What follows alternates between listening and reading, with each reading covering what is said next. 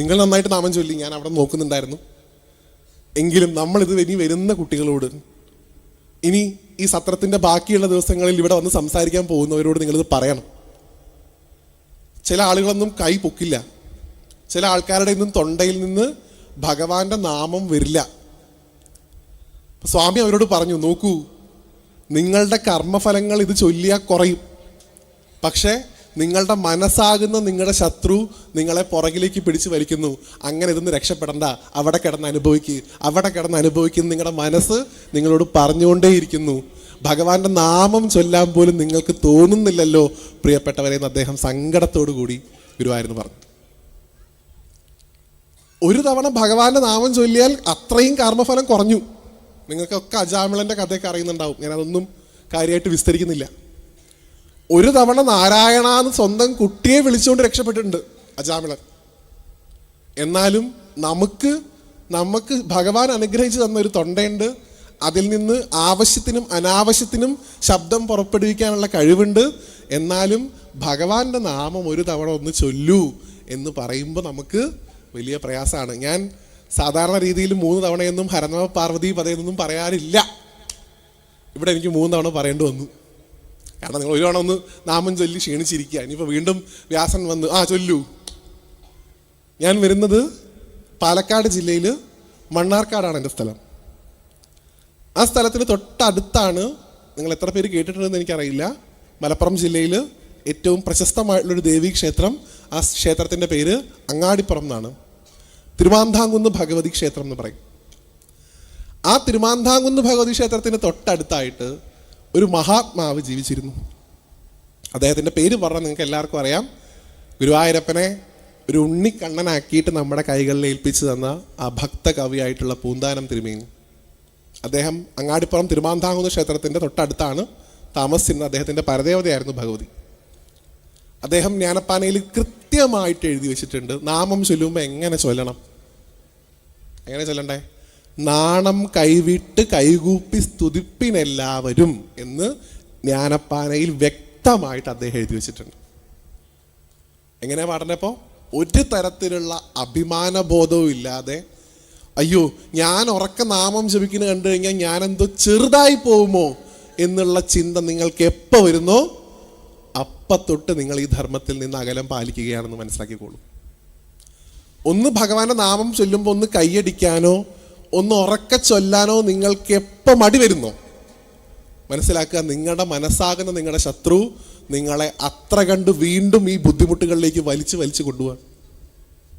അതുകൊണ്ട് എപ്പോഴെങ്കിലും പൂന്താനം തന്നെ പറയുന്നു, മറ്റുള്ളവരെ കുറ്റം പറയുകയാണെന്ന് വിചാരിച്ചിട്ടെങ്കിലും, അബദ്ധത്തിലെങ്കിലും, സ്വപ്നത്തിലെങ്കിലും തിരുനാമം ഒരു തവണ ജപിക്കൂ എന്ന് പറഞ്ഞുകൊണ്ടാണ് ഗുരുവായൂരപ്പൻ്റെ പ്രിയപ്പെട്ട പൂന്താനം അദ്ദേഹത്തിൻ്റെ ജ്ഞാനപ്പാന അവസാനിപ്പിക്കുന്നത്. അപ്പം അതുകൊണ്ട് ഈ യജ്ഞവേദിയിൽ നിങ്ങൾ ഇരിക്കുമ്പോൾ ഇവിടെ പ്രത്യക്ഷത്തിൽ ഭഗവാൻ ഇരിക്കുന്നു. ഭഗവാന്റെ തന്നെ സ്വരൂപമായിട്ടുള്ള ശിവപുരാണം നിങ്ങൾ കേട്ടുകൊണ്ടേയിരിക്കുന്നു. ഈ യജ്ഞശാലയിൽ മുഴുവൻ ഭഗവാനാണ്. നേരത്തെ ഇവിടെ ആചാര്യൻ പറഞ്ഞു അല്ലേ, ഭോജനശാലയിൽ ഭഗവാനുണ്ട്, അതുപോലെ തന്നെ പാചകം ചെയ്യുന്ന ശാലയിൽ ഭഗവാനുണ്ട്. അമ്മ അന്നപൂർണേശ്വരിയാണല്ലോ, അമ്മ ഉള്ളിടത്ത് ഭഗവാൻ ഓട്ടോമാറ്റിക്കലി ഉണ്ടാവും. പാചകം ചെയ്യുന്ന സ്ഥലത്ത് അമ്മയുണ്ടെങ്കിൽ അവിടെ ഭഗവാനുണ്ട് തീർച്ചയായിട്ടും. അപ്പം അതുകൊണ്ട് എപ്പോഴും ഒരു തവണയെങ്കിലും ഇവിടുന്ന് ആചാര്യൻ, ഇനി വ്യാസൻ വന്ന് പറഞ്ഞിട്ടുണ്ടായിരുന്നു നാണം കൈവിട്ട് കൈകൂപ്പി സ്തുതിപ്പെടണം. അതുകൊണ്ട് ഇന്ന് ഉച്ചയ്ക്ക് ശേഷം മുതലുള്ള പ്രഭാഷണത്തിലെങ്കിലും അദ്ദേഹം നാമം ചൊല്ലാൻ പറയുന്ന സമയത്ത് എൻ്റെ പ്രിയപ്പെട്ടവരെ ഞാൻ നിങ്ങളുടെ കാല് പിടിച്ച് അപേക്ഷിക്കുന്നു, നിങ്ങൾ ഭഗവാന്റെ നാമം ഉറക്കെ ചൊല്ലുമെന്ന പ്രതീക്ഷയോടെ ഞാൻ ഈ വിഷയത്തിലേക്ക് പതുക്കെ കിടക്കുകയാണ്. നിങ്ങളുടെ എല്ലാവരുടെയും അനുവാദത്തോടു കൂടിയിട്ട് ഇത് പറഞ്ഞു തുടങ്ങണമെന്ന് കരുതിയിട്ടാണ് ഒരു ആമുഖമായിട്ട് പറഞ്ഞത്. നമ്മൾ 9 ദിവസമായിട്ട് ശിവപുരാണം കേൾക്കുന്നു. ഭാരതീയ ധർമ്മത്തിൽ നിരവധിയായിട്ടുള്ള പുസ്തകങ്ങളുണ്ട്. 4 വേദങ്ങൾ നമുക്കുണ്ട്, ഉപനിഷത്തുകളുണ്ട്, പുരാണങ്ങളുണ്ട്, ഇതിഹാസങ്ങളുണ്ട്. ഒരുപാട് ടെക്സ്റ്റ് ബുക്കിലുള്ള ഒരു സംസ്കാരത്തിലാണ് നമ്മൾ ജീവിക്കുന്നത്. അതിൽ തന്നെ വേദങ്ങൾ ഏറ്റവും അമൂല്യമായിട്ടുള്ള അറിവുകളുടെ കേന്ദ്രമായിട്ട് കരുതപ്പെടുന്നു. ഉപനിഷത്തുകൾ അതിൻ്റെ കുറച്ചുകൂടെ ഒരു ലൈറ്റർ വേർഷൻ, കുറച്ചുകൂടെയൊക്കെ ഒന്ന് പെട്ടെന്ന് ആൾക്കാർക്ക് മനസ്സിലാക്കാൻ പറ്റുന്ന ഭാവം. അത് കഴിഞ്ഞ് പുരാണങ്ങൾ കുറച്ചുകൂടെ ലൈറ്റായിട്ടുള്ള ഭാവം. അത് കഴിഞ്ഞ് ഇതിഹാസങ്ങൾ ഏതൊരാൾക്കും പെട്ടെന്ന് മനസ്സിലാക്കാൻ പറ്റുന്ന ഭാവം, അങ്ങനെ പറയാം. വേദങ്ങൾ എല്ലാവർക്കും ചിലപ്പോൾ വായിച്ചാൽ മനസ്സിലായിക്കൊള്ളണമെന്നില്ല. അപ്പോൾ ആചാര്യന്മാർ എന്ത് ചെയ്തു? അതിനെ ഒന്നും കൂടെ ഒന്ന് ലൈറ്റാക്കി അല്ലേ? നമ്മൾ ചിലപ്പോൾ വെള്ളം കൂട്ടുകയും കുറയ്ക്കുകയൊക്കെ ചെയ്യില്ലേ ചില ആഹാര പദാർത്ഥങ്ങളിൽ, ഒന്നുകൂടെ ഒന്ന് ലൂസാക്കി. അത് കഴിഞ്ഞപ്പോൾ കുറച്ച് ആൾക്കാർ പറഞ്ഞു, അയ്യോ ഉപനിഷത്തും എനിക്ക് മനസ്സിലാവുന്നില്ല, ഭയങ്കര ടഫാണ്, കട്ടിയാണ്. അപ്പോൾ അതിനെ കുറച്ചും കൂടെ ഒന്ന് ലൈറ്റാക്കി. പുരാണങ്ങൾ വായിച്ചിട്ടും കുറേ ആൾക്കാർക്ക് മനസ്സിലാവുന്നില്ല. അപ്പോൾ എന്ത് ചെയ്തു? ഒന്നുകൂടെ ഒന്ന് ലൈറ്റാക്കി ഇതിഹാസം. പൊതുവിൽ പറയും വേദങ്ങൾ എന്ന് പറയുന്നത് പ്രഭു സംഹിതകളാണെന്ന് പറയും.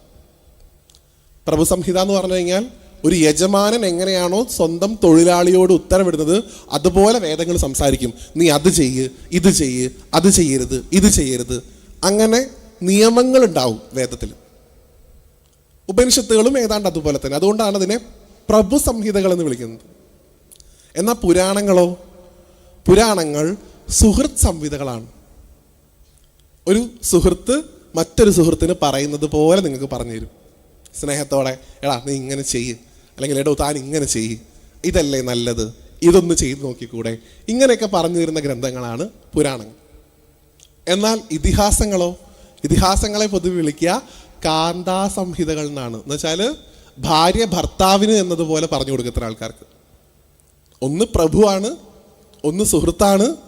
അവസാനത്തെ ലെയറിലേക്ക് വന്നപ്പോൾ ഭാര്യയും ഭർത്താവും പോലെ തടുപ്പായി. നോക്കൂ ഇങ്ങനെ ചെയ്തുകൂടെ. ചിലപ്പോൾ കുറച്ച് കുത്തുവാക്കൊക്കെ ഉണ്ടാവും, ചിലപ്പോൾ ദേഷ്യപ്പെടും. എന്നാലും നമ്മുടെ ആത്യന്തികമായിട്ടുള്ള നന്മയാണ് ഇതെല്ലാം തന്നെ ഉദ്ദേശിക്കുന്നത്. അതിൽപ്പെട്ട പുരാണങ്ങളിലെ ഏറ്റവും പ്രധാനപ്പെട്ട ഒരു പുരാണമാണ് നിങ്ങളിവിടെ 9 ദിവസമായിട്ട് കേട്ടുകൊണ്ടിരിക്കുന്ന, ഇനിയും 2-3 ദിവസം കൂടെ നിങ്ങൾ കേൾക്കാൻ പോകുന്ന ശ്രീമദ് മഹാശിവപുരാണം.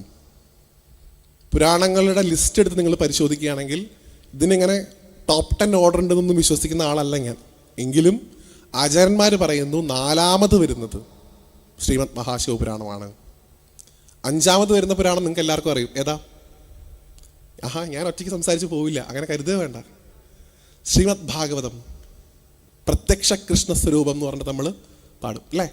സപ്താഹം നടക്കാറില്ലേ? പോരല്ലേ നിങ്ങൾ?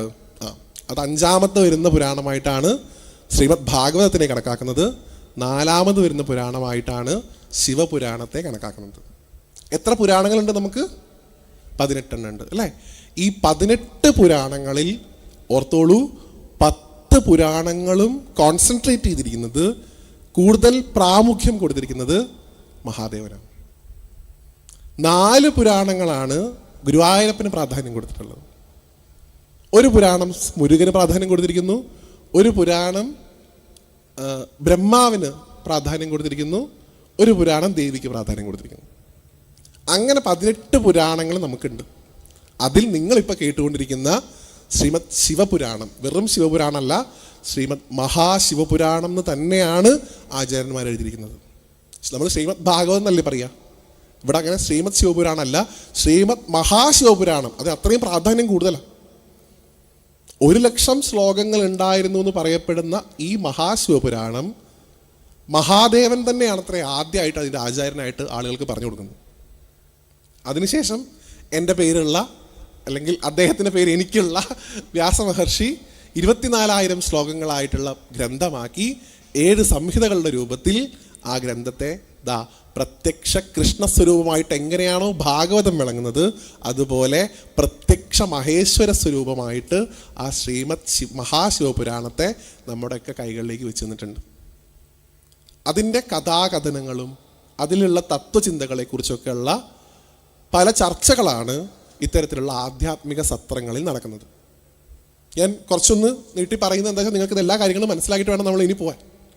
ഇവിടെ നടക്കുന്നത് ഒരിക്കലും ഒരു യജ്ഞം മാത്രമല്ല. ഇവിടെ നോക്കൂ, ഇതിന് പേരിട്ടിരിക്കുന്നത് സത്രം എന്നാണ്.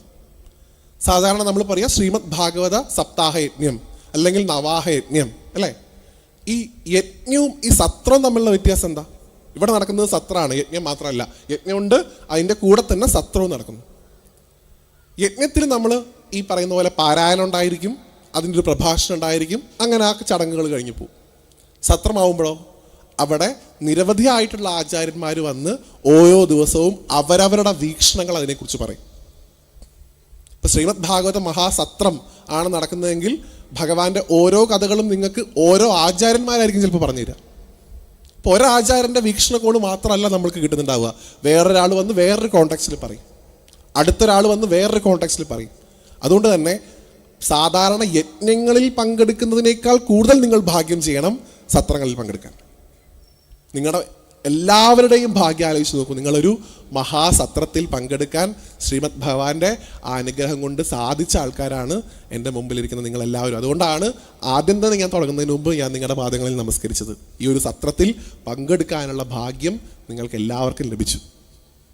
അതും സാക്ഷാൽ ശ്രീ മഹാദേവന്റെ കഥകൾ പറയുന്ന ഈ മഹാസത്രത്തിൽ പങ്കെടുക്കാൻ സാധിച്ചു.